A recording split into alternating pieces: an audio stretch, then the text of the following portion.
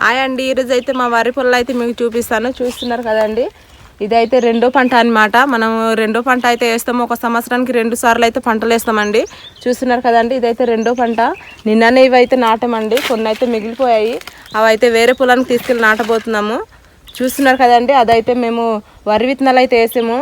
చాలా ముందుగానే వేసాము, అయినా సరే అదైతే కొంచెం మొలకెత్తింది కానీ అది పెరగట్లేదు. దానికోసం ఈరోజు అయితే పేడ అయితే వేసామండి.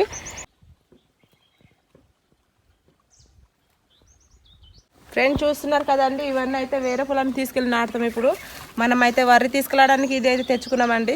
మన వాళ్ళు అయితే ఎక్కువగా ఇలాంటివి వాడతారు. చూస్తున్నారు కదండి, ఇప్పుడైతే ఇక్కడ పెట్టుకుంటాను.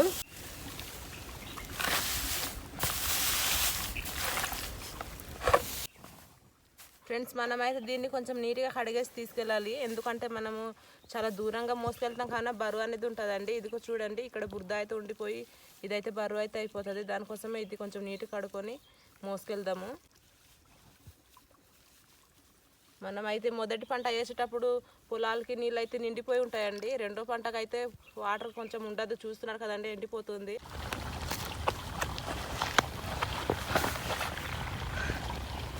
ఫ్రెండ్స్ చూస్తున్నారు కదండి, ఇదేనండి మన వరి పొలాలు అయితే. ఇక్కడే మనం అయితే ఇప్పుడు నాటబోతున్నాము. చూస్తున్నారు కదండి, మన కొండ పొలాలు అయితే ఇలా ఉంటాయన్నమాట. అక్కడెక్కడ నీళ్ళు ఉన్నాయి, ఎక్కువగా నీళ్ళు అయితే ఉండదన్నమాట. ఫ్రెండ్స్ చూస్తున్నారు కదండి, వరి అయితే నాటుతున్నాను. నేను ఒకదాన్ని నాటడం వలన కొంచెమే నాటున్నాను. చూస్తున్నారు కదా, ప్రతి సంవత్సరం నేనే నాటుతానండి. మన వాళ్ళు అయితే ఇలా నాటుతారనమాట. చూస్తున్నారు కదండి.